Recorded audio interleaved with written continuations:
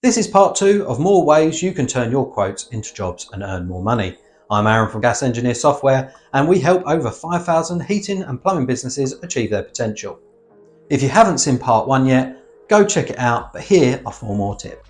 Number 1, break down your costs. Being transparent and splitting your pricing into components helps the customer understand what they're paying for, and it also helps show professionalism and effort. Number 2, address customer concerns.